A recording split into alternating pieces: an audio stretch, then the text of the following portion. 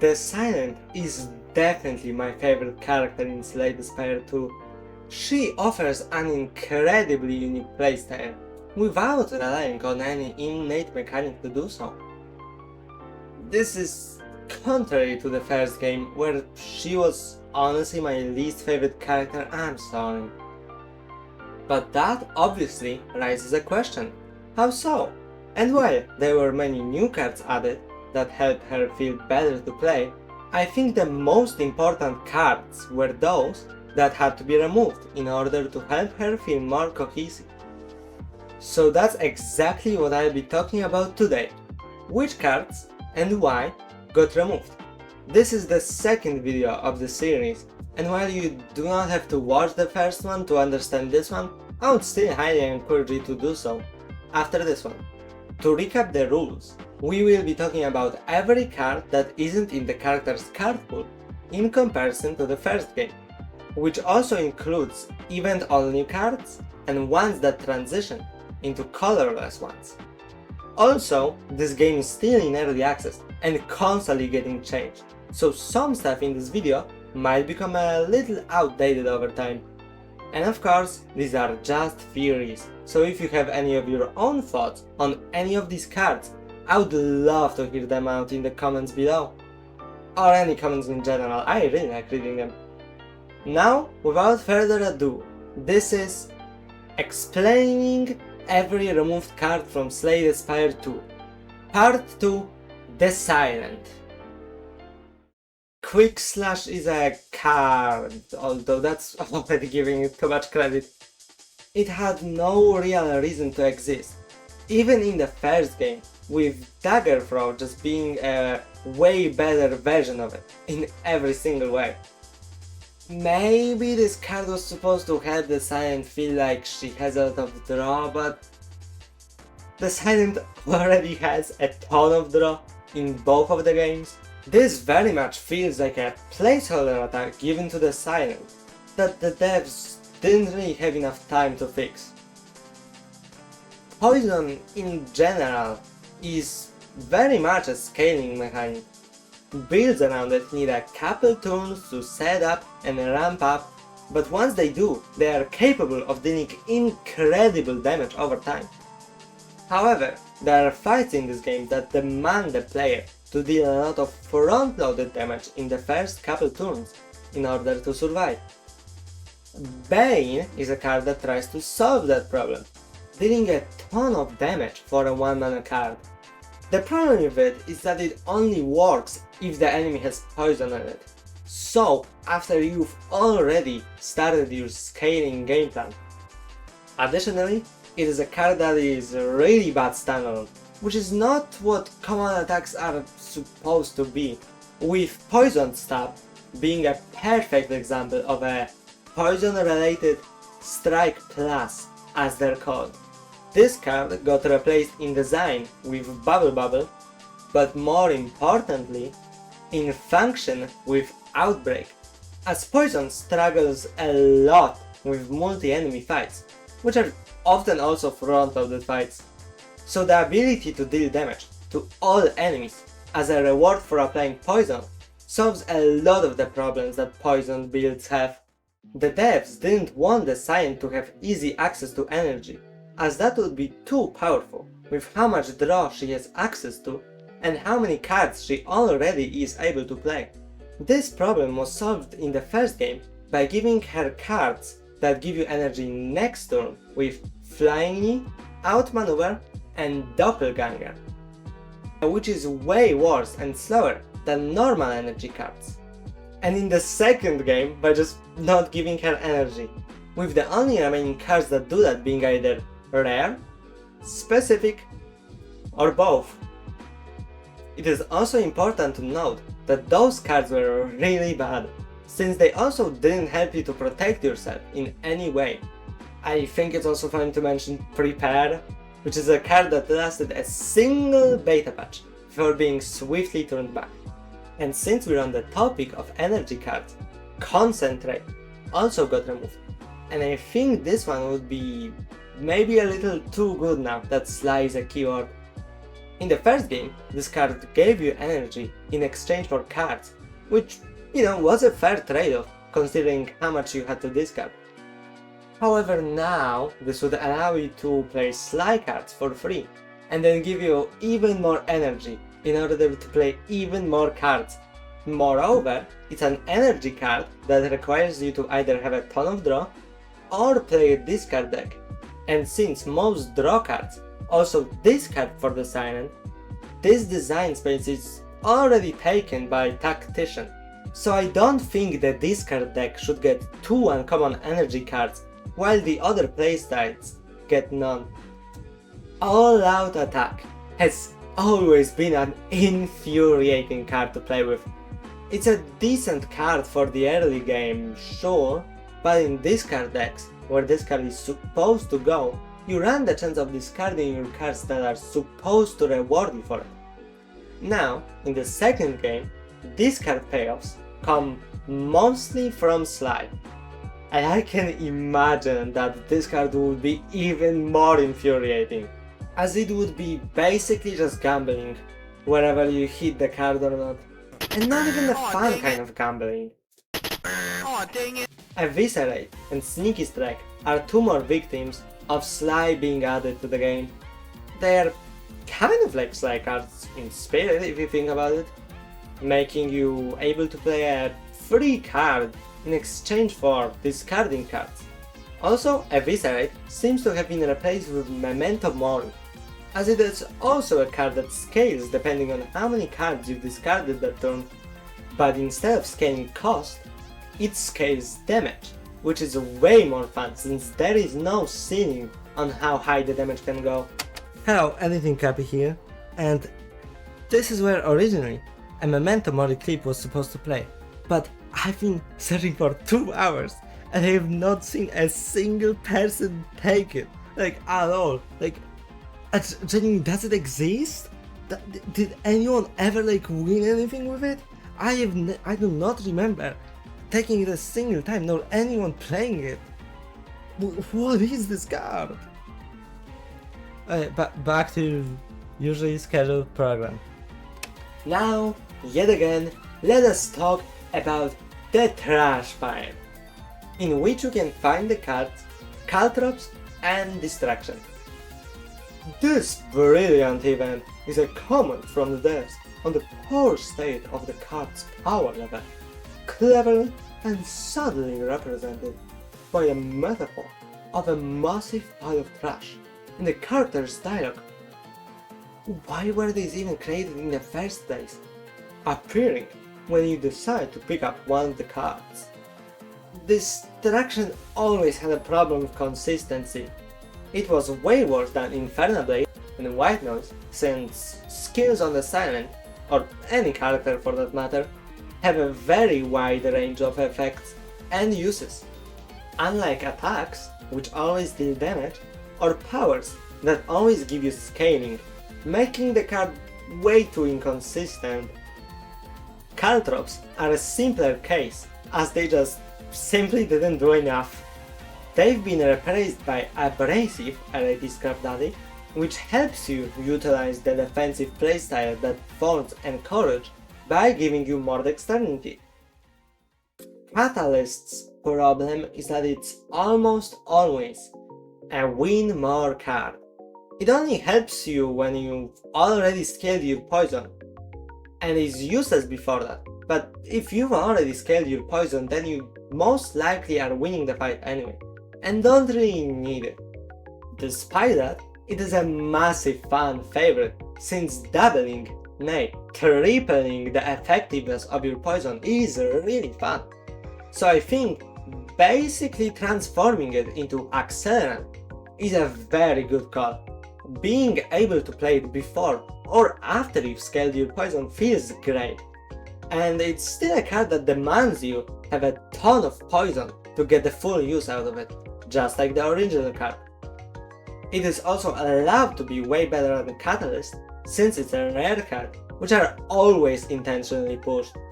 Choke basically just got a slight rework, being turned into Strangle, which is literally just a small choke in every way, even in name.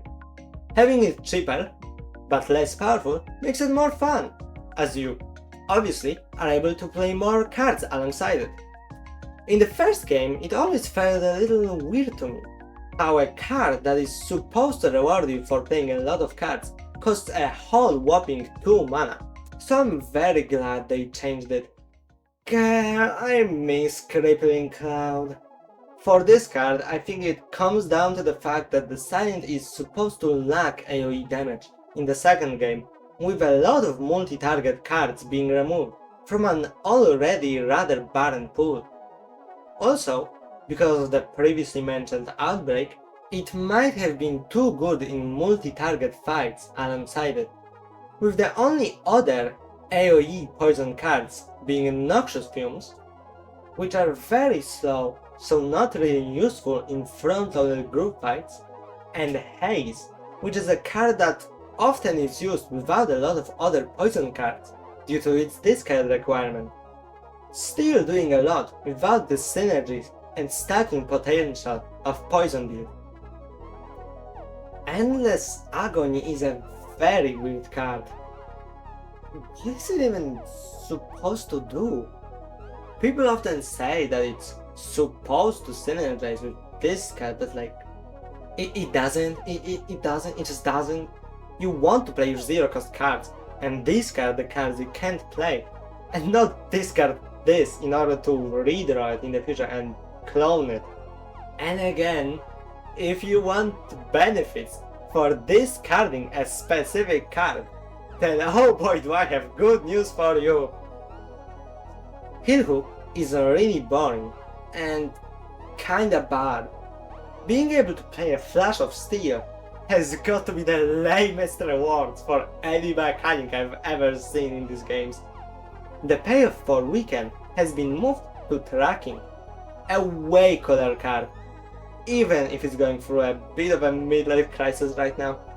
Also, it could have been that the devs in the past were scared of giving good payoffs to Weekend in order to avoid making the mechanic too broken, as even by itself the debuff is already plenty powerful. Masterful Stab, as an early game damage card, makes the players who use it form bad habits by playing overly defensive. The first acts in both of the games are designed around cheap damage. It is most often worth it to take small amounts of it to play non-defensive cards, with the enemies almost always doing a little bit more damage than what defense can block. Because of that, having a card that punishes you for taking it is really unfun, since you have to either overblock and give up on potential damage, or make this card way worse, sometimes straight up unplayable. Riddle with Holes is a card that made me realize how many underpowered and kinda poorly designed attacks were in the Silence card pool, with there already being like 5 examples on this list. Now that I think about it, I guess that's why the Silent used to struggle with offense in the first act so much. The starting deck doesn't help, sure, but I can see that the bigger issue is the lack of good early game attacks in her pool, and how the second game solved the problem by giving her actually good ones. Coming back to the card, the problem is that a heavy blade on a character that has no strength scaling is certainly a design decision. It has synergy with only a single niche rare card, but I guess all that it took to fix it was just giving the card Sly with Ricochet, since truthfully, multi-hits are very in character for the Silent to do. Setup is another pretty much useless card. However, I think there is a lot of stuff to talk about here. This card kinda works like one of the earlier mentioned Energy Next Turn cards, which, as we already said, weren't the best. On top of that, after playing it, you're left with only 3 cards in your hand, which often leaves you defenseless. To the card's credit, in terms of flavor, setting up a trap is so in theme for a Silent Hunter, but yeah, sadly it just trash. Terror would be a terrifying card to put in the territory of this truly terrific game. First of all, the solitary silent is stereotypically supposed to have terrible access to that vulnerable debuff, so it was always interesting to me that she got this amazing supplementary card. Complementary terror would make her terribly overpowered in multiplayer. I think this is best explained with an example. Take my friend Terry here, who, side note, we call Teriyaki Terry because he really loves teriyaki chicken. If he plays the Ironclad and I were to take terror, that would allow him to commit straight up terrorism with the amount of strength he could get with dominance, or basically launch terrier missiles on any terrored enemy. Also, one detail I find very interesting is that the terror eel, who, side note, kinda looks like an extraterrestrial dog, maybe a terrier, uses terror themselves, which I think is pretty neat.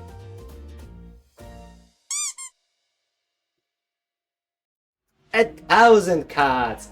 This card was basically reworked into serpent form for a few key reasons. Okay, let me get this.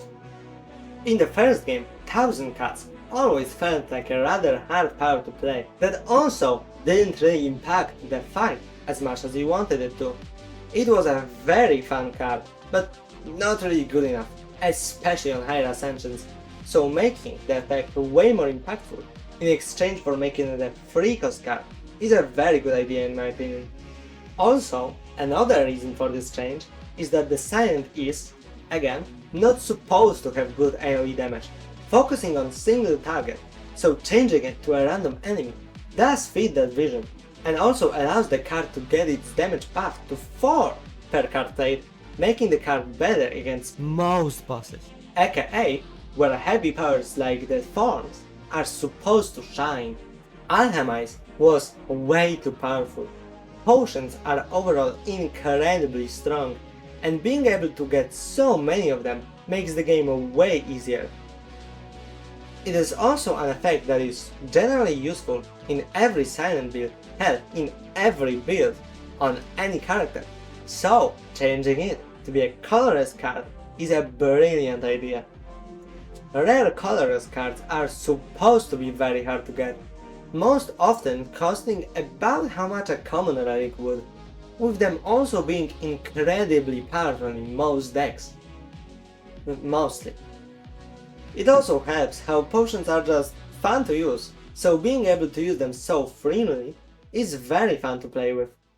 Die might be a little bit too boring for a rare card. It kind of got replaced by Echoing Slash, which is also a generally applicable front-loaded AoE rare card, but with one of the coolest effects I've seen on a card. Now, Die was seen in the game's trailers before the release, and Echoing Slash does still lack an animation, which makes me believe that Echoing Slash is one of the latest cards the devs made. Also, something I found interesting is that, if you think about it, this card is very similar in theme and effect to Fan of Knives, both being rare cards that throw a bunch of daggers at all enemies, and then are removed from your deck for the fight. Glass Knife is a very interesting card. Honestly, now that I think about it, it really felt like the Silent in the first game got a lot of cards with experimental and gimmicky effects. Masterful Stab, Endless Agony, and hell, even Grand Finale. This also applies to this card, as it's a very rare case of a card getting worse every time you play it, which is also an interesting effect, but one that also kinda feels bad to play with, since the card kinda punishes you later on in the fight for playing it. Having a card exhaust itself rather than scaling down until it becomes a curse is way better design in my opinion. Unload, I think is pretty easy to make the case for. In the first game, all the cards that wanted to be discarded were skills, and all the cards that didn't and benefited from discarding were attacks, so this card perfectly enabled all of them to work well. However, now in the second game, there are cards of all types that want to be discarded because of slime, so unload no longer fulfills the purpose it is supposed to. Phantasmal Killer is just a shadow step with a discard your hand effect. This makes it still generally good in most decks, but also now gives it extra use in discard decks. That's at least what I thought at first, but when I pondered more, I realized that the change is more clever than just that, as it also stops you from using cards like Well-Laid Plans or Phantom Blades in order to retain and save up absurd amounts of damage to double, which would be honestly a little bit too degenerate. Moving on to the last card, we have Corpse Explosion.